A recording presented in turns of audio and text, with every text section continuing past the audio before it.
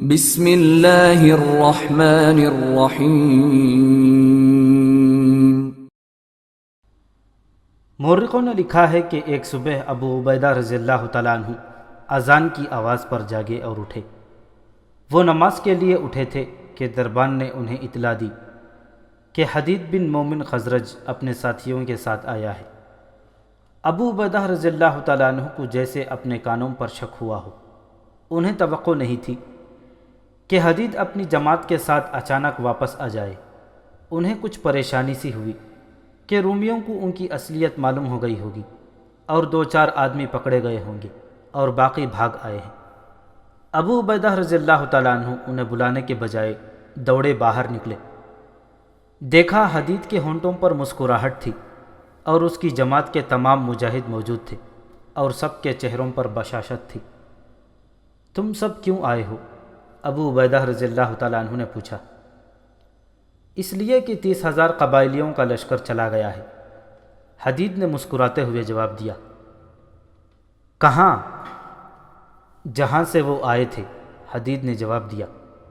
کچھ ہماری کامیابی نے ان لوگوں میں بددلی پھیلا دی تھی اور باقی کام ان اطلاعوں اور خبروں نے کر دیا جو ان لوگوں کو اپنے علاقوں سے پہنچی تھی کہ مسلمان آ گئے ہیں۔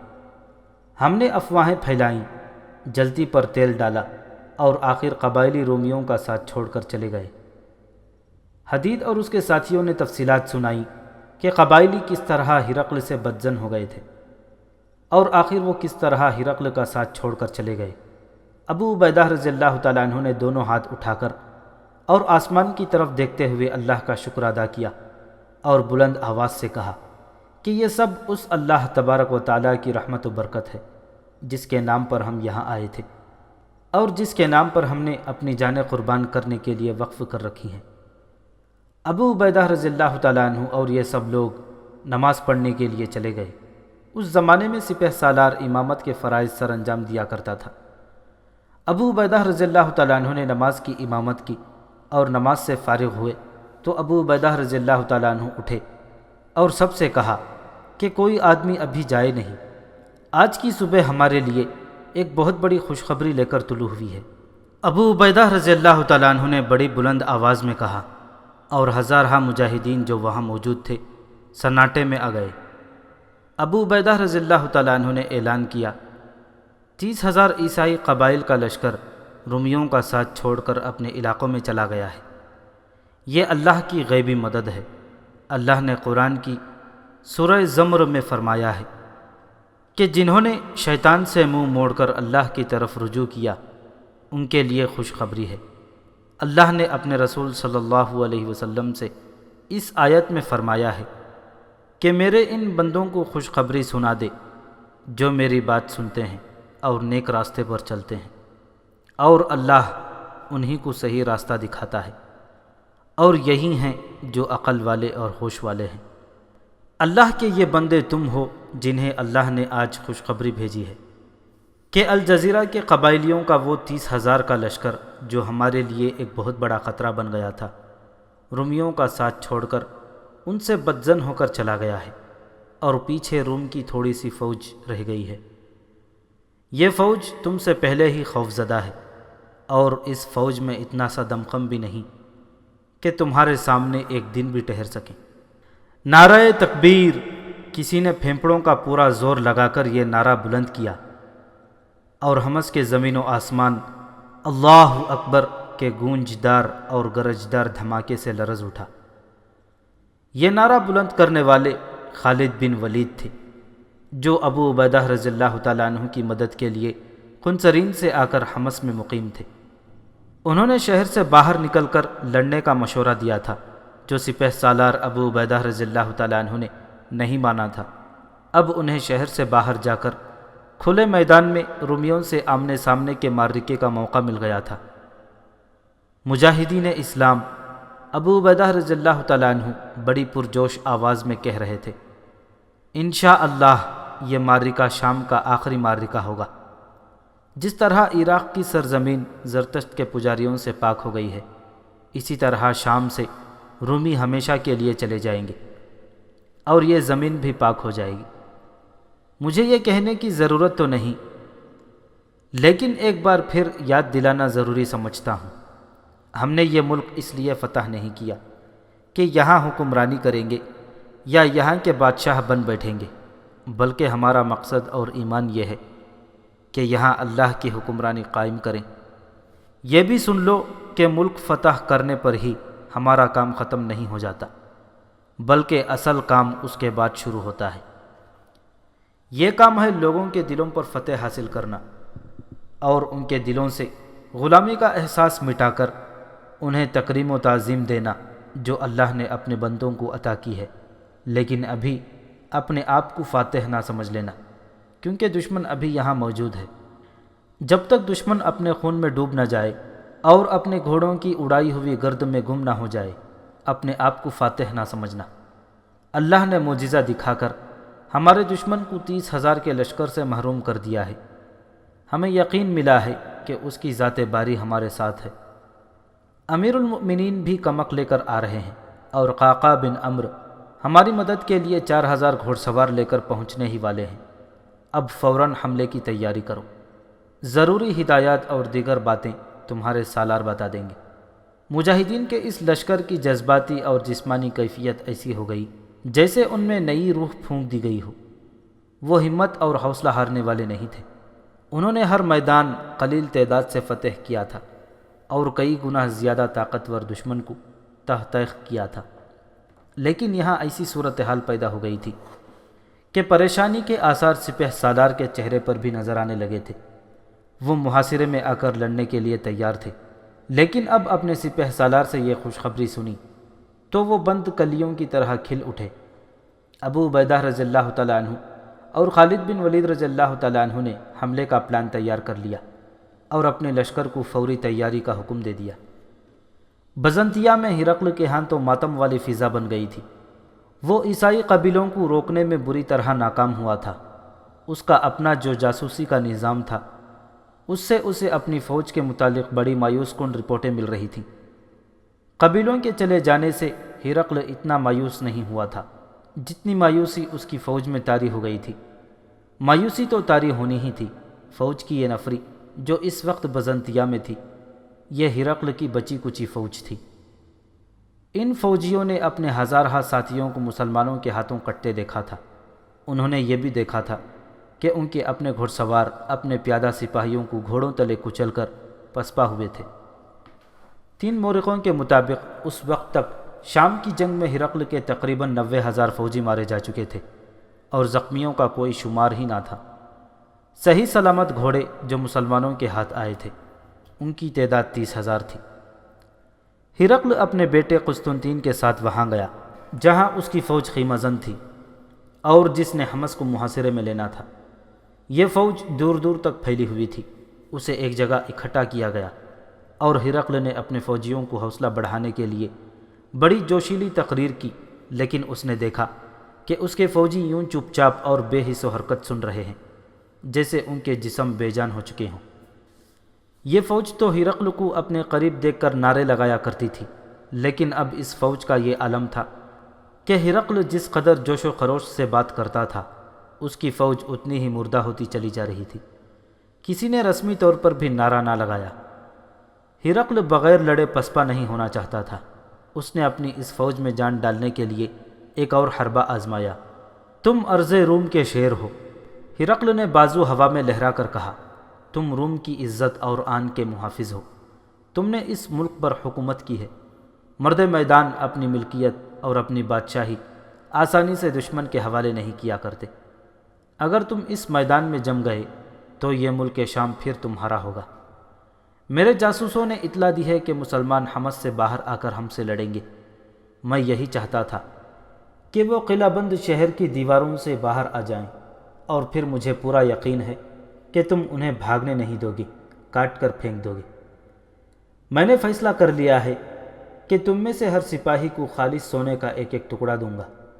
تم میں سے جو زیادہ بہادری سے لڑیں گے انہیں الگ انعام دیا جائے گا جو اسے مالا مال کر دے گا۔ یہ بھی سن لو کہ جو بزدلی دکھائے گا اور بھاگے گا اسے زندہ جلا دیا جائے گا۔ میں انعام دینے میں ایسی فیاضی کروں گا کہ تم حیران رہ جاؤ گے۔ اب عقل کی اس اندھی فوج میں کچھ حرکت نظر آنے لگی اور سپاہیوں نے ایک دوسرے کی طرف دیکھا جیسے ہرقل کو خراج تحسین پیش کر رہے ہوں۔ یہ فوج تنخواہ دار تھی۔ ہر سپاہی کے پیش نظر دو چیزیں رہتی تھیں، ایک تنخواہ اور دوسرے مال غنیمت۔ اس فوج کو مال غنیمت کہاں سے ملتا؟ یہ تو ہر میدان سے بھاگی ہوئی فوج تھی۔ جانیں بچانا ہی ان کے لیے بہت بڑی غنیمت تھی۔ ہرقل کی تقریر میں جوش بڑھتا ہی جا رہا تھا۔ اس نے دیکھا کہ سپاہیوں میں کچھ ہلچل پیدا ہو گئی ہے، تو اس نے کہا کہ حمص سونے اور چاندی کے خزانوں کا شہر ہے، اس شہر کو فتح کر لو اور یہ خزانے تمہارے ہوں گے۔ مال غنیمت اتنا زیادہ اور اتنا قیمتی ہے کہ دیکھ کر حیران رہ جاؤ گے۔ اس شہر میں انتہائی حسین لڑکیاں اتنی زیادہ تعداد میں ہیں کہ ہر سپاہی کے حصے میں ایک لڑکی آ جائے گی، اور جو سپاہی کسی بھی لڑکی کو ساتھ لے آئے گا وہ اسی کی ملکیت رہے گی۔ اب تو صاف نظر آنے لگا کہ اس رومی فوج میں زندگی لوٹ آئی ہے۔ ہرقل نے فوج کو بتایا کہ حمص میں مسلمانوں کی فوج بہت ہی کم ہے، جو ایک دن بھی مقابلہ نہیں کر سکے گی۔ 2-3 جرنیل فوج کے پیچھے گھوڑوں پر سوار تھے۔ ان جرنیلوں میں ایک اینتھونیس تھا جس کے پہلو میں ایک اور گھوڑ سوار تھا، وہ یوکلس تھا۔ ہرقل نے یوکلس کی ماں سے کہا تھا کہ وہ یوکلس کو جرنیل بنا رہا ہے، لیکن اسے عملی تجربے کی ضرورت ہے۔ یوکلس کی ماں تو خوش ہو گئی تھی اور یوکلس بھی خوش تھا، لیکن ماں بیٹا جان نہ سکے کہ ہرقل اور اس کے بیٹے قسطنطین نے یہ انتظام یوکلس کو مروانے کے لیے کیا تھا۔ اس نے یوکلس کو بہت دن پہلے جرنیل اینتھونیس کے حوالے کر کے کہا تھا کہ اسے میدان جنگ میں قیادت کے عملی سبق دینے ہیں۔ یوکلس کو اس طرح مروانے کی سازش سے جرنیل اینتھونیس کو بے خبر رکھا گیا تھا۔ اسے ہرقل نے کہا تھا کہ یوکلس کو لڑائی کے دوران اپنے ساتھ ہی نہ رکھے، بلکہ اسے کچھ دیر کے لیے الگ کر کے لڑائی میں سپاہیوں کی طرح شامل ہونے دیں۔ یوکلس کو قتل کرنے کا کام 2 عہدیداروں کو سونپا گیا تھا۔ انہیں ہرقل نے بتایا تھا کہ وہ یوکلس پر نظر رکھیں، اور جب وہ گھمسان کی لڑائی میں ذرا الگ ہو جائے تو اسے قتل کر دیں، اور پھر مشہور کیا جائے کہ یوکلس لڑتے ہوئے مارا گیا ہے۔ ان عہدیداروں سے یہ بھی کہا گیا تھا کہ یہ قتل اینتھونیس کے سامنے نہ ہو۔ یوکلس کو پہلی بار میدان جنگ میں آنے کا موقع ملا تھا۔ وہ ماہر تیغ زن اور برچھی باز تھا۔ بازو تو اس کا ایک ہی تھا، لیکن اسی ہاتھ سے وہ تیغ زنی اور برچھی بازی کے ایسے کمالات دکھاتا تھا کہ دیکھنے والے حیران رہ جاتے تھے۔ وہ بہت ہی خوش تھا کہ اسے لڑنے کا موقع دیا گیا ہے۔ ہرقل کا لیکچر ختم ہو گیا تھا اور فوج ابھی وہی کھڑی تھی۔ ہرقل گھوڑے پر سوار اپنی فوج کا معائنہ کرنے کو چلا۔ اس کے ساتھ قسطنطین گھوڑے پر سوار تھا۔ اب تو اس یوکلس کو زندہ رہنے کا حق ملنا ہی نہیں چاہیے۔ قسطنطین نے ہرقل سے کہا، کیا آپ نے اس کے جرم کی سنسنی کا ابھی تک اندازہ نہیں کیا؟ ان قبائلیوں کو یہاں سے بھگانے میں یوکلس کا بھی اچھا خاصا ہاتھ ہے۔ انہیں میرے خلاف اتنا زیادہ بھڑکا دیا گیا تھا کہ مجھے یہ خطرہ نظر آنے لگا تھا کہ لڑائی کے دوران یہ قبائلی میرا حکم مانیں گے ہی نہیں۔ میں نے اب فیصلہ بدل تو نہیں دیا، ہرقل نے کہا، میں اسے زندہ رہنے کے حق سے محروم کر چکا ہوں۔ تم اب یہ سوچو کہ مسلمانوں نے حملہ کر دیا تو تم اس فوج کو کس طرح لڑاؤ گے؟ قسطنطین نے باپ کو یقین دلایا کہ وہ اس فوج کو بڑے کاریگر طریقے سے لڑائے گا اور اپنی جان بھی لڑا دے گا۔ یہ دونوں باتیں کرتے کرتے یوکلس اور اینتھونیس تک جا پہنچے اور گھوڑے روک لیے۔ ہرقل نے یوکلس کی پیٹھ تھپکی اور بڑے پیار سے اس کی حوصلہ افزائی کی اور کہا کہ اس لڑائی کے بعد تم جرنیل ہو۔ امیر المؤمنین حضرت عمر رضی اللہ تعالیٰ عنہ نے سعد بن ابی وقاص رضی اللہ تعالیٰ عنہ کو عراق پیغام بھیجا تھا کہ قعقاع بن عمرو کو 4000 سوار دے کر فوراً حمص روانہ کر دیا جائے اور وہ کم سے کم پڑاؤ کر کے وہاں پہنچیں۔ قعقاع پہلے کسرائے ایران کی فوجوں کے خلاف لڑے تھے اور انہیں شکست دینے میں بہت شہرت حاصل کی تھی۔ ان کی تیز رفتاری تو خاص طور پر مشہور تھی۔ اب بھی وہ حمص کو ایسی تیز رفتاری سے جا رہے تھے، لیکن فاصلہ اتنا زیادہ تھا کہ ابھی منزل تک نہیں پہنچے تھے۔ حمص میں ابو عبیدہ رضی اللہ تعالیٰ عنہ کو پیغام مل گیا تھا کہ قعقاع رضی اللہ تعالیٰ عنہ ان کے پاس 4000 گھوڑ سواروں کے ساتھ پہنچ رہے ہیں، لیکن ابو عبیدہ نے ان کا انتظار نہ کیا کیونکہ انہوں نے خالد بن ولید سے مشورہ کر کے فیصلہ کر لیا تھا کہ رومیوں کی اس فوج پر فوراً حملہ کر دیا جائے۔ ان دونوں سالاروں نے یہ سوچا تھا کہ یہ فوج اور ہرقل خود بھی صدمے کی حالت میں ہوں گے کہ وہ 30,000 قبائلی لشکر سے محروم ہو گئے ہیں۔ دوسری سوچ یہ آئی تھی کہ اس فوج کو اتنی مہلت نہ دی جائے کہ بزنطیہ جا کر قلعہ بند ہو جائے۔ محاصرے کی جنگ لمبی ہو سکتی تھی۔ سالار اس علاقے سے واقف نہیں تھے جس میں ہرقل کی فوج موجود تھی۔ سپہ سالار ابو عبیدہ رضی اللہ تعالیٰ عنہ نے حدید کو بلایا۔ حدید تو اس علاقے میں رہ کر آیا تھا، اس لیے وہاں کے قد و قال سے ہی نہیں بلکہ چپے چپے سے واقف تھا۔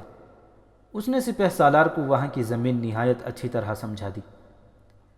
وہ علاقہ میدانی نہیں، پہاڑی اور جنگلاتی تھا۔ حملے اور لڑائی کا پلان اس کے مطابق بنایا گیا۔ اسی روز پیش قدمی کا حکم دے دیا گیا۔ حدید اپنے 2-3 ساتھیوں کے ساتھ ہراول دستے کے ساتھ گائیڈ کے طور پر گیا۔ ادھر ہرقل اور قسطنطین ابھی فیصلہ نہیں کر سکتے تھے کہ فوج کو یہیں رہنے دیں یا بزنطیہ بلا کر قلعہ بند ہو جائیں۔ یقین کے ساتھ نہیں کہا جا سکتا تھا کہ انہیں ایسی توقع تھی یا نہیں کہ مسلمان پیش قدمی کریں گے یا حمص میں ہی اس انتظار میں رہیں گے کہ رومی فوج حملہ کرے۔ تاریخ سے اتنا پتہ چلتا ہے کہ ہرقل بری طرح بوکھلایا ہوا تھا اور تذبذب کے عالم میں تھا۔ اپنی فوج کو بہرحال اس نے ہر وقت تیار رہنے کا حکم دے دیا تھا۔ ابو عبیدہ رضی اللہ تعالیٰ عنہ چاہتے تو یہ تھے کہ اچانک رومیوں پر جا پڑیں، لیکن ایسی توقع نہیں رکھی جا سکتی تھی کہ وہ رومیوں کو بے خبری میں جالیں گے، کیونکہ ہرقل کے مخبر اور جاسوس حمص میں بھی موجود تھے اور ان کا باہر کے علاقے میں بھی موجود ہونا یقینی تھا۔ ابو عبیدہ رضی اللہ تعالیٰ عنہ نے اپنے لشکر کو 3 حصوں میں تقسیم کر دیا۔ ایک حصے کو سیدھا جانا تھا اور 2 حصوں کو دائیں اور بائیں دور نکل جانا تھا، اور دشمن کو یہ تاثر دینا تھا کہ حملہ آور فوج یہی ہے جو سامنے سے آ رہی ہے۔ ابو عبیدہ رضی اللہ تعالیٰ عنہ اس درمیانی والے حصے کے ساتھ تھے۔ اس حصے کی پیش قدمی کی رفتار کم رکھی گئی تاکہ دائیں اور بائیں والے اپنے اپنے مقام تک پہنچ جائیں اور پھر سامنے سے حملہ کیا جائے۔ ان پہلوؤں والے دستے کو دور کا چکر کاٹ کر جانا تھا۔ فاصلہ اتنا زیادہ نہیں تھا کہ پیش قدمی میں دن ہی گزر جاتا۔ فجر کی نماز کے بعد چلا ہوا لشکر اس وقت لڑائی کے مقام پر پہنچ گیا جب سورج سر پر آ رہا تھا۔ جو ہی ابو عبیدہ کے دستے پہاڑیوں سے نکل کر اس کشادہ میدان میں پہنچے جہاں رومی فوج تھی تو انہوں نے دشمن کو لڑائی کی ترتیب میں پایا۔ اس سے ظاہر ہوتا تھا کہ ہرقل کو پہلے ہی اطلاع مل چکی تھی۔ ہرقل خود میدان جنگ میں نہیں تھا، کمان اس کے بیٹے قسطنطین کے ہاتھ میں تھی۔ مسلمانوں کے لشکر کو دیکھ کر اس نے بڑے ہی پرجوش لہجے میں اپنی فوج کو للکارا اور کہا کہ وہ دیکھو تمہارا دشمن کتنی تھوڑی تعداد میں ہے اور تم اسے آسانی سے کاٹ دو گے۔ اس کے ساتھ ہی قسطنطین نے اپنی فوج کو دائیں بائیں اور زیادہ پھیلا دیا۔ اس زمانے کا ایک دستور یہ بھی تھا کہ لڑائی شروع ہونے سے پہلے دونوں طرفوں سے ایک دوسرے کو للکارا جاتا تھا کہ ہمارے ایک بہادر کے مقابلے میں اپنا کوئی بہادر باہر نکالو۔ اس طرح دونوں طرفوں سے ایک ایک آدمی دونوں فوجوں کے درمیان جا کر مقابلہ کرتے تھے، جو ایک کے مارے جانے تک جاری رہتا تھا۔ عموماً خالد بن ولید رضی اللہ تعالیٰ عنہ ایسے کئی مقابلے لڑ چکے تھے اور ان انفرادی مقابلوں میں انہوں نے رومیوں کے کئی جرنیل ہلاک کیے تھے، لیکن اس لڑائی میں ایسا کوئی مقابلہ نہ ہوا۔ ابو عبیدہ رضی اللہ تعالیٰ عنہ نے آمنے سامنے کے حملے کا حکم دے دیا اور مجاہدین نعرہ تکبیر کی گرج کے ساتھ پورے جوش و خروش سے دشمن کی طرف بڑھے۔ چند منٹوں میں ہی دونوں فوجیں گتھم گتھا ہو گئیں۔ رومیوں کا جرنیل اینتھونیز یوکلس کے ساتھ ایک پہلو پر تھا۔ وہ اس طرح یوکلس کو ہر بات بتا رہا تھا جس طرح استاد اپنے شاگرد کو سبق دیا کرتا ہے۔ چونکہ وہ جرنیل تھا اس لیے سپاہیوں کی طرح لڑ نہیں رہا تھا بلکہ لڑا رہا تھا۔ اس کے اور یوکلس کے ہاتھ میں تلواریں تھیں اور گھمسان کی لڑائی ان تک پہنچ رہی تھی۔ یوکلس آگے بڑھ کر لڑنا چاہتا تھا لیکن اینتھونیز اسے آگے نہیں جانے دے رہا تھا۔ وہ یوکلس کو پینتریں اور لڑائی کے داؤ پیچ بتا رہا تھا۔ رومی فوج جم کر لڑ رہی تھی۔ وہ تو بددل اور کم حوصلہ فوج تھی کیونکہ اس پر مسلمانوں کی دہشت پہلے ہی طاری تھی۔ توقع نہیں تھی کہ رومی سپاہی اس طرح لڑیں گے، لیکن وہ شاید اس خیال سے جم گئے تھے کہ مسلمانوں کی تعداد خاصی تھوڑی ہے۔ قسطنطین اپنی اس فوج کو بڑی اچھی طرح کنٹرول کر رہا تھا اور فوج کو دائیں بائیں اس طرح پھیلانے کی کوشش میں بھی تھا کہ پہلوؤں سے مسلمانوں پر حملہ کیا جائے۔ اس کے مطابق ابو عبیدہ رضی اللہ تعالیٰ عنہ مجاہدین کو بھی پھیلاتے چلے جا رہے تھے۔ اس طرح گھمسان کی یہ لڑائی وہاں تک جا پہنچی جہاں اینتھونیس اور یوکلس تھے۔ اینتھونیس لڑائی میں الجھ گیا اور اس کی توجہ یوکلس سے ہٹ گئی۔ وہ دیکھ نہ سکا کہ یوکلس جوانی کے جوش میں بھول گیا تھا کہ وہ جرنیل تو نہیں لیکن جرنیلی حیثیت کا آدمی ہے۔ وہ تیغ زنی کے جوہر آزمانا چاہتا تھا۔ وہ ایک ہی ہاتھ سے لڑ رہا تھا اور گھوڑے کی لگام اپنے منہ میں لے رکھی تھی۔ یہی اس کا کمال تھا کہ وہ گھوڑے کو بھی اپنے قابو میں رکھے ہوئے تھا اور لڑ بھی رہا تھا۔ اینتھونیس نے دائیں بائیں دیکھا، اسے یوکلس اپنے ساتھ نظر نہ آیا۔ وہ پریشان ہو گیا، پریشان بھی اتنا کہ وہ لڑائی کو بھول گیا اور یوکلس کو ڈھونڈنے لگا۔ یوکلس جلد ہی اسے نظر آ گیا اور اینتھونیس نے گھوڑا اس کی طرف دوڑا دیا۔ اینتھونیس نے دیکھا کہ دو مسلمان گھوڑ سوار 2-3 رومی گھوڑ سواروں کے تعاقب میں گھوڑے دوڑاتے یوکلس کے قریب سے گزر گئے تھے۔ یوکلس نے اپنا گھوڑا ان کے پیچھے ڈال دیا۔ اینتھونیس فوراً اس تک پہنچ کر اسے روکنا اور اپنے ساتھ رکھنا چاہتا تھا۔ اس نے دیکھا کہ 2 رومی گھوڑ سوار یوکلس کے پیچھے چلے آ رہے ہیں۔ اینتھونیس نے یہ عجیب منظر بھی دیکھا کہ قسطنطین اس طرف آ گیا تھا اور اس نے ایک جگہ گھوڑا روک لیا تھا۔ وہ اس فوج کا کمانڈر تھا اور اسے اس وقت فوج کے پیچھے یا درمیان میں ہونا چاہیے تھا۔ اس کے ساتھ ایک سوار علمبردار تھا اور صرف 2 محافظ تھے۔ وہ یوکلس کو مسلمان سواروں کے پیچھے جاتا دیکھ رہا تھا۔ ایک رومی سوار یوکلس کے قریب گیا اور تلوار اس طرح بلند کی جیسے یوکلس کو مارنا چاہتا ہو۔ اینتھونیس ان کے بالکل قریب پہنچ گیا تھا۔ اس نے جب دیکھا کہ اپنا ہی ایک سوار یوکلس کو تلوار مارنے لگا ہے تو اینتھونیس نے گھوڑا اور تیز کر کے تلوار اس طرح اس رومی سوار کی پیٹھ میں اتار دی جس طرح برچھی ماری جاتی ہے۔ ایک اور رومی سوار یوکلس کے گھوڑے کے دوسرے پہلو پر تھا لیکن ذرا آگے تھا۔ اینتھونیس نے دیکھا کہ وہ اپنا گھوڑا یوکلس کے گھوڑے کے ساتھ کر کے اسے روکنے کی کوشش میں تھا۔ صاف پتہ چلتا تھا کہ وہ یوکلس کو مارنا چاہتا ہے۔ اینتھونیس نے اپنا گھوڑا اس طرف کر لیا اور رومی سوار اسے نہ دیکھ سکا کیونکہ اس کی توجہ یوکلس پر تھی۔ اینتھونیس نے اس کے دائیں کندھے پر تلوار کا ایسا زوردار وار کیا کہ اس کا بازو جسم سے الگ کر دیا۔ اس کی تلوار اسی ہاتھ میں تھی۔ اینتھونیس نے یوکلس کو اپنے ساتھ لیا اور ایک طرف لے گیا۔ اینتھونیس نے پرواہ ہی نہیں کی کہ قسطنطین نے اس کی یہ کارروائی دیکھی ہے یا نہیں۔ یہ کوئی معمولی جرم نہیں تھا کہ اس نے لڑائی کے دوران اپنے ہی 2 سپاہیوں کو مار دیا تھا۔ قسطنطین نے اینتھونیس کی یہ ساری کارروائی دیکھی اور منہ پھیر کر وہاں سے چلا گیا۔ آپ نے اپنے ہی آدمیوں کو کیوں کاٹ پھینکا ہے؟ یوکلس نے اینتھونیس سے پوچھا۔ اگر میں انہیں دیکھ نہ لیتا تو یہ تمہیں کاٹ پھینکتے، اینتھونیس نے کہا۔ اب مجھ سے الگ نہ ہونا۔ کیا آپ مجھے بتائیں گے نہیں یہ معاملہ کیا ہے؟ یوکلس نے پوچھا۔ میں تو لڑنے آیا تھا۔ اپنے باپ اور بھائی کو میں دکھانا چاہتا تھا کہ میں دیکھنے میں ادھورا ہوں، اپنے فرائض کی ادائیگی میں ادھورا نہیں ہوں۔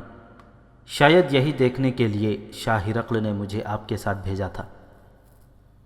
نہیں میرے بیٹے، اینتھونیس نے کہا، تمہارے باپ اور بھائی نے تمہیں یہاں قتل کروانے کے لیے بھیجا تھا، اور قتل ان 2 آدمیوں نے کرنا تھا جو تم تک پہنچ گئے تھے، اور ایک کی تلوار اور تمہاری گردن کے درمیان تھوڑا سا فاصلہ رہ گیا تھا، اور دوسرا سوار اپنا گھوڑا تمہارے گھوڑے کی گردن سے لگا کر تمہیں روک رہا تھا۔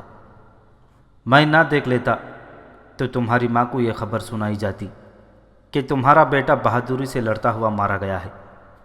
تم نے دیکھا نہیں کہ اس وقت قسطنطین اس طرف آ گیا تھا۔ اتنی زیادہ خونریز لڑائی میں قسطنطین کو کہیں اور ہونا چاہیے تھا، اور وہ ادھر آیا تو تم پر حملہ ہوا۔ تمہارے یہ دونوں قاتل کوئی معمولی سپاہی نہیں بلکہ 200-400 سپاہیوں کے کمان رکھنے والے عہدیدار تھے۔ یوکلس یقیناً حیران نہیں ہوا کہ باپ اور بھائی نے اسے قتل کرانے کی سازش کی تھی۔ شاہی خاندانوں میں خون کے رشتے کوئی معنی نہیں رکھتے، اور جہاں تخت و تاج کی جانشینی کا مسئلہ پیدا ہو جائے وہاں بھائی ایک دوسرے کے خون کے پیاسے ہو جاتے ہیں۔ مجھے بتائیں میں کیا کروں؟ یوکلس نے پوچھا۔ یہاں سے نکل جاؤں یا یہیں رہوں؟ میرے ساتھ رہو، اینتھونیس نے کہا۔ اب تو مجھے بھی یہاں سے بھاگنا پڑے گا۔ میں نے کمان کرنے والے 2 عہدیداروں کو قتل کر دیا ہے۔ یہ کوئی نہیں سنے گا کہ قتل کی وجہ کیا تھی۔ میرے لیے اب سزائے موت ہے۔ پھر آئیں یہاں سے نکل چلیں، یوکلس نے کہا۔ تم یوں کرو، اینتھونیس نے کہا، یہ جو ٹیکری ہے اس کے پیچھے چلے جاؤ اور اس طرح بزنطیہ پہنچو کہ یہاں سے نکلتے تمہیں کوئی دیکھ نہ لے۔ سیدھے اپنے ماں کے پاس پہنچو اور اسے بتا دینا کہ یہاں کیا ہوا ہے اور میں نے تمہیں کیا بتایا ہے۔ اور آپ؟ ابھی کچھ فیصلہ نہیں کیا، اینتھونیس نے کہا۔ تم جاؤ۔ یوکلس ساتھ ہی ایک ٹیکری کے پیچھے چلا گیا اور وہاں سے اس نے بزنطیہ کا رخ کر کے گھوڑے کو ایڑ لگا دی۔ وہاں ایک گھوڑ سوار کے نکل بھاگنے کا کسی کو پتہ نہیں چل سکتا تھا کہ فلاں بھاگ نکلا ہے۔ وہاں تو سینکڑوں گھوڑے بھاگتے دوڑتے میدان جنگ سے نکل گئے تھے۔ بعض بغیر سواروں کے تھے، ان کے سوار زخمی ہو کر گھوڑوں سے گر پڑے تھے۔ کچھ سوار زخمی ہو کر گرے تو ان کے ایک ایک پاؤں رکابوں میں پھنس گئے تھے اور گھوڑے ان کے لہو لہان لاشیں گھسیٹتے پھر رہے تھے۔ بعض گھوڑے زخمی تھے اور وہ اندھا دھند دوڑتے پھر رہے تھے، اور بعض گھوڑے اپنے سواروں کو پیٹھوں پر اٹھائے دوڑے جا رہے تھے۔ ان کا رخ انطاکیہ کی طرف تھا، جہاں سے آگے بحر روم کی بندرگاہ تھی۔ اس بندرگاہ پر وہ بحری جہاز کھڑے تھے جو مصر سے ہرقل کے لیے کمک لائے تھے۔ مورخوں کے مطابق 2-3 گھنٹوں تک رومی جم کر لڑتے رہے۔ ہرقل نے انہیں سونے کے ٹکڑوں، انعام اور حمص کے مال غنیمت کے جو لالچ دیے تھے، ان میں اتنی طاقت تھی کہ رومیوں کے قدم جم گئے تھے۔ ابو عبیدہ رضی اللہ تعالیٰ عنہ نے دیکھا کہ رومی کچھ زیادہ ہی جوش اور جذبے میں ہیں، تو انہوں نے خالد بن ولید رضی اللہ تعالیٰ عنہ کو اشارہ کیا۔ مجاہدین کے لشکر کے کچھ دستے دائیں کو اور کچھ بائیں کو چلے گئے تھے۔ یہ خالد بن ولید کے زیر کمان تھے۔ انہوں نے ان دستوں کو ایسی خوبی سے پہاڑیوں کے پیچھے چھپا دیا تھا کہ رومی ان سے بے خبر رہے۔ پیش قدمی کے دوران انہیں دور سے ہی پہاڑیوں کے اندر بھیج دیا گیا تھا۔ یہ خالد بن ولید کی ایک خصوصی چال ہوتی تھی، جس سے انہوں نے اپنے سے کئی گنا طاقتور دشمن کو کئی میدانوں میں بہت بری شکست دی تھی۔ یہاں بھی انہوں نے رومیوں کو یہی دھوکہ دیا۔ ابو عبیدہ رضی اللہ تعالیٰ عنہ نے اشارہ کیا تو خالد بن ولید نے دائیں بائیں قاصدوں کو یہ پیغام دے کر دوڑا دیا کہ ٹوٹ پڑو۔ پہلوؤں کے ان دستوں کے کمانڈر بے تابی سے اس حکم کے منتظر تھے۔ وہ پیچ و تاب کھا رہے تھے کہ ان کے بھائی لڑ رہے ہیں، اپنا اور دشمن کا خون بہا رہے ہیں، اور وہ پہاڑیوں کے اندر آرام سے چھپے بیٹھے ہیں۔ آخر انہیں حملے کا حکم ملا۔ دشمن کے دونوں پہلوؤں سے پہاڑیوں کے اندر سے گھوڑے سرپٹ دوڑتے اس طرح نکلے جس طرح سیلاب بند توڑ کر غراتا ٹھانٹے مارتا باہر آتا، اور جو کچھ بھی سامنے آتا ہے خس و خاشاخ کی طرح بہا لے جاتا ہے۔ کچھ گھڑ سوار رومیوں کے عقب میں چلے گئے تھے۔ قسطنطین کے لیے 2 ہی راستے رہ گئے تھے، اپنی فوج کو کٹوا لیتا یا بھاگ نکلتا۔ اس نے دوسرا راستہ اختیار کیا، اپنی فوج کو مجاہدین کی تلوار اور برچھیوں سے کٹ مارنے اور ان کے گھوڑوں تلے روندے جانے کے لیے چھوڑ کر بھاگ نکلا۔ رومی سپاہ کٹ کٹ کر گرنے لگی۔ میدان جنگ کے ارد گرد پہاڑیاں، ٹیکریاں اور چٹانیں تھیں۔ رومی جو لڑائی سے نکل سکے وہ پہاڑیوں کے اندر چلے گئے اور بچ نکلے۔ تمام مورخ متفقہ طور پر لکھتے ہیں کہ بھاگنے والے رومیوں کا رخ انطاکیہ کی طرف تھا۔ وہ یہی فوج تھی جو قسطنطین کے ساتھ مصر سے ہرقل کی مدد کے لیے آئی تھی۔ یہ رومی فوجی اس توقع پر انطاکیہ کی طرف بھاگ رہے تھے کہ جن بحری جہازوں پر وہ آئے تھے وہ ابھی وہیں ہوں گے اور انہیں واپس مصر لے جائیں گے۔ حیرتناک بات یہ ہوئی کہ قسطنطین بھی بزنطیہ جانے کے بجائے انطاکیہ کی طرف بھاگا۔ ظاہر ہے کہ اس کا ارادہ بھی مصر چلے جانے کا تھا۔ ہرقل کی شکست مکمل ہو چکی تھی۔ ملک شام پر اس کا 1 انچ زمین پر بھی تسلط نہیں رہا۔ بزنطیہ میں ہرقل کو اطلاع مل گئی تھی کہ اس کی یہ فوج جو مصر سے آئی تھی اور وہ بچی کچی فوج جو بزنطیہ میں اس کے پاس تھی، سب کٹمری ہے یا تتر بتر ہو کر بھاگ نکلی ہے۔ ہرقل نے اس اطلاع پر پہلا اقدام یہ کیا کہ بزنطیہ سے نکل جانے کی تیاریاں شروع کر دیں۔ اس نے حکم دے دیا کہ بزنطیہ خالی کر دیا جائے۔ خالی کر دینے کا مطلب یہ نہیں تھا کہ ایک دو دنوں میں وہ محل بھی خالی کر جاتا اور وہاں سے نکلنے والے لوگ نکل بھی جاتے۔ اس انخلا میں بہت سے دنوں کی مہلت درکار تھی۔ حقیقت یہ تھی کہ ہرقل نے شکست تسلیم کر لی اور اس نے فیصلہ کر لیا تھا کہ مصر چلا جائے گا۔ اپنے مصاحبوں سے اس نے کہا تھا کہ وہ مصر جا کر فوج کو تیار کرے گا اور پھر شام پر فوج کشی کر کے مسلمانوں کو یہاں سے نکال باہر کرے گا۔ یہ ایک قدرتی رد عمل تھا یا اپنی شکست پر پردہ ڈالنے کا ایک ڈھنگ تھا کہ اس نے یہ اعلان کیا۔ خفت مٹانے کا اس کے سوا اور کوئی طریقہ ہو ہی نہیں سکتا تھا۔ یوکلس میدان جنگ سے نکلا تو رات کے وقت بزنطیہ اپنی ماں لیزا کے پاس گیا تھا۔ یہ ایک احتیاط تھی کہ ہرقل کو پتہ نہ چلے کہ یوکلس آیا ہے۔ ماں یوکلس کو دیکھ کر یقیناً حیران ہوئی ہوگی کہ یہ لڑکا واپس کیوں آ گیا ہے۔ یوکلس نے ماں کو سارا واقعہ بتایا اور کہا کہ اینتھونیس نہ ہوتا تو ماں کو اس کی لاش ملتی جس کا سر الگ ہوتا۔ یوکلس لیزا کا اکلوتا بیٹا تھا۔ وہ تو ایسی چونکی کہ اس کی آنکھیں ٹھہر گئیں اور منہ کھل گیا۔ پھر اس کے چہرے پر غصے کا تاثر آ گیا اور وہ دانت پیسنے لگی۔ ظالم جلاد، لیزا نے دانت پیستے ہوئے کہا، میں اسے زہر پلانے آئی تھی لیکن میرے دل میں اس کی ایسی محبت پیدا ہو گئی کہ میں نے اسے صاف بتا دیا تھا کہ میں کسرائے ایران کی طرف سے اس کے لیے سراپا دھوکہ اور فرشتہ اجل بن کر آئی ہوں۔ میں نے محبت سے اندھی ہو کر اس کے ساتھ شادی کر لی اور آج یہ میرے بیٹے کو قتل کروا رہا ہے۔ اس سے میرا اعتماد شادی کے کچھ دنوں بعد ہی اڑ گیا تھا لیکن اس کے ہاتھوں میں مجبور ہو چکی تھی۔ لیزا نے یہ بات ایسے انداز سے کہی جیسے وہ اپنے آپ سے بات کر رہی ہو۔ یوکلس اس کے منہ کی طرف دیکھ رہا تھا کہ ماں کیا کہہ رہی ہے۔ ایک دو دنوں بعد اینتھونیس بھی بزنطیہ پہنچ گیا لیکن اس نے بھی ایسی احتیاط کی کہ ہرقل کو پتہ ہی نہ چل سکا کہ اس کا ایک جرنیل میدان جنگ سے آیا ہے۔ وہ اپنے گھر بھی نہ گیا، کسی دوست کے ہاں یا اپنے کسی خفیہ ٹھکانے پر چلا گیا۔ وہ جرنیل تھا اور جرنیل عموماً شاہی خاندان سے تعلق رکھتے تھے۔ اینتھونیس نے اپنے کسی قابل اعتماد دوست یا نوکر یا کسی اور کو خفیہ طور پر لیزا کے پاس اس پیغام کے ساتھ بھیجا کہ وہ اسے آ کر ملے۔ لیزا تو بڑی بے تابی سے اس کا انتظار کر رہی تھی۔ وہ اینتھونیس سے پوچھنے کو بے تاب تھی کہ اسے کس طرح پتہ چلا تھا کہ ہرقل اور اس کا بیٹا قسطنطین یوکلس کو اس طریقے سے قتل کرنا چاہتے ہیں جو یوکلس نے اسے سنایا ہے۔ جو ہی اسے اینتھونیس کا پیغام ملا وہ چل پڑی اور اینتھونیس کے پاس پہنچ گئی۔ وہ ایک عام عورت کے لباس میں چہرے پر نقاب ڈالے اس کے پاس گئی تھی تاکہ اسے کوئی پہچان نہ سکے۔ آؤ لیزا، اینتھونیس نے پوچھا، کیا تمہیں اپنا بیٹا زندہ و سلامت واپس مل گیا ہے؟ ہاں، مل گیا ہے، لیزا نے کہا، لیکن یہ سب ہوا کیا اور ہوا کیسے؟ میں کچھ سمجھی ہوں اور کچھ جاننا چاہتی ہوں۔ اینتھونیس نے کہا کہ اس نے اسے یہی بتانے کے لیے بلایا ہے کہ وہ یوکلس اور موت کے درمیان کس طرح آ گیا تھا۔ ذرا اس منظر کو سامنے لائیں۔ جب قسطنطین ہرقل کے پاس بیٹھا تھا اور وہ یوکلس کے اس جرم پر تبادلہ خیالات کر رہے تھے کہ اس نے غداری کی ہے اور قبائلیوں میں قسطنطین کے خلاف بد اعتمادی کی ہے، پھر ہرقل نے یوکلس کو سزائے موت دینے کا فیصلہ سنا دیا اور اسے قتل کروانے کا جو طریقہ اس نے پیش کیا تھا وہ قسطنطین کو بتا دیا۔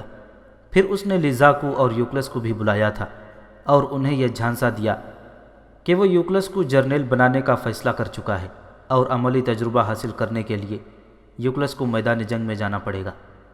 ہرقل کے کمرے میں ایک نوخیز اور بڑی ہی دلکش کنیز بھی موجود تھی جو وقفے وقفے سے ہرقل کو شراب پلاتی اور پھر الگ ہٹ کر اس طرح کھڑی ہو جاتی تھی کہ اس کی پیٹھ ہرقل اور قسطنطین کی طرف ہو جاتی تھی یا وہ باہر نکل جاتی۔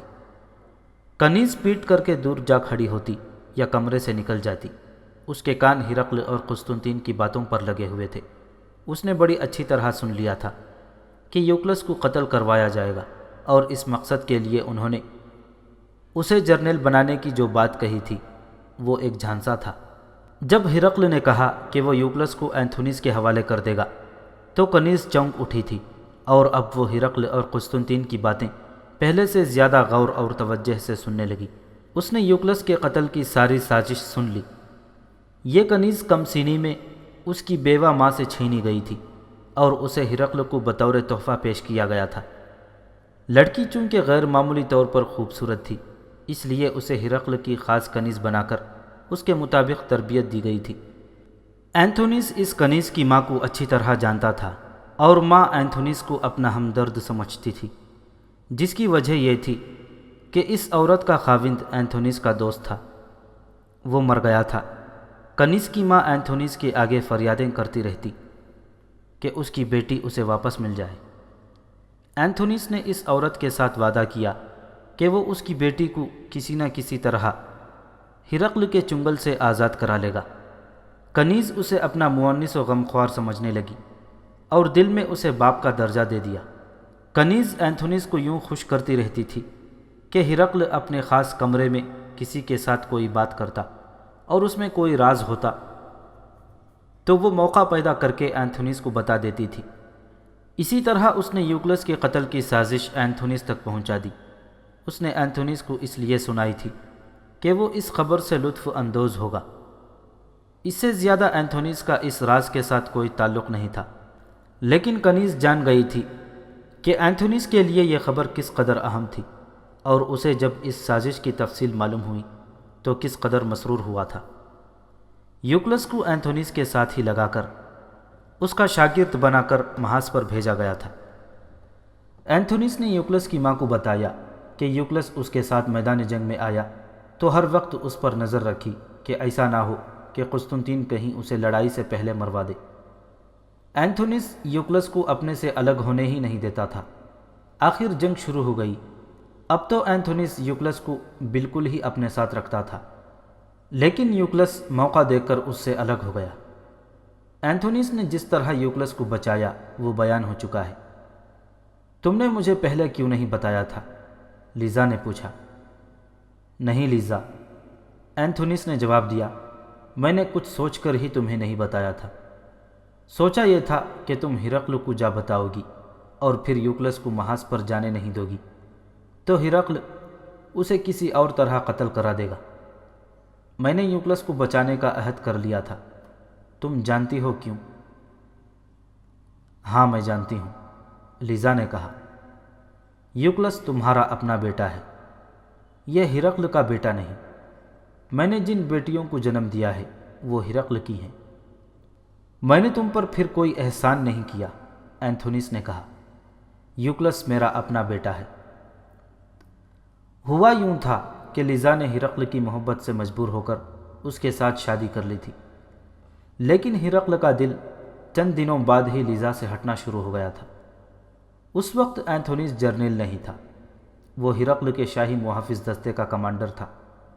اپنے وقت کا خوبرو اور جاذب نظر جوان تھا۔ لیزا کو وہ اتنا اچھا لگا کہ اس کے ساتھ اس کی خفیہ دوستی ہو گئی تھی۔ یوکلس اس دوستی کی پیداوار تھا، اینتھونیس کا بیٹا۔ بادشاہوں کی اندرونی دنیا میں یہی کچھ ہوتا ہے، اینتھونیس نے کہا۔ مجھے پتہ چلتا کہ ہرقل نے قسطنطین کو یا اپنے کسی اور بیٹے کو قتل کروانے کی سازش کی ہے تو میں اس میں ذرا سے بھی دلچسپی نہ لیتا، لیکن یوکلس کو تو میں یوں قتل ہوتا نہیں دیکھ سکتا تھا۔ یہ میرے خون کا مسئلہ تھا۔ قسطنطین نے ہرقل کو بتا دیا ہوگا کہ تم نے اس کی سازش ناکام بنا دی ہے، لیزا نے کہا۔ کیا ہرقل تمہارا یہ جرم بخشے گا؟ نہ بخشے، اینتھونیس نے کہا۔ میں روپوش ہو جاؤں گا۔ جس روز پکڑا گیا وہ میری زندگی کا آخری دن ہوگا۔ ابھی یہیں چھپے رہیں، لیزا نے کہا۔ کہیں بھاگنا ہے تو مجھے اور یوکلس کو بھی ساتھ لے چلو۔ ہرقل اور قسطنطین کو شکست کا کڑوا گھونٹ نگل لینے دو، اینتھونیس نے کہا۔ اس کے بعد سوچوں گا کہ مجھے کیا کرنا چاہیے۔ ادھر ہرقل کی بھاگی ہوئی فوج کے عہدیدار اور سپاہی بندرگاہ تک جا پہنچے اور بحری جہاز میں سوار ہو گئے۔ یہ جہاز انہیں لے کر مصر روانہ ہو گیا۔ امیر المؤمنین حضرت عمر رضی اللہ تعالیٰ عنہ ابھی حمص سے خاصی دور تھے کہ ابو عبیدہ رضی اللہ تعالیٰ عنہ کا بھیجا ہوا قاصد ان تک پہنچا۔ ابو عبیدہ رضی اللہ تعالیٰ عنہ نے محاذ سے امیر المؤمنین کو پیغام بھیج دیا تھا کہ اللہ نے انہیں فتح سے نوازا ہے اور اب اس لشکر کی کوئی ضرورت نہیں رہی جو حضرت عمر رضی اللہ تعالیٰ عنہ ساتھ لا رہے تھے۔ امیر المؤمنین وہیں رک گئے، ان کے پاس اتنا وقت نہیں تھا کہ حمص تک چلے جاتے، ابھی 5-6 دنوں کی مسافت باقی تھی۔ ہرقل کو تو فیصلہ کن شکست دے دی گئی، لیکن عیسائی قبائل جب اپنے علاقوں میں پہنچے تو انہوں نے مسلمانوں کے خلاف مسلح بغاوت کر دی۔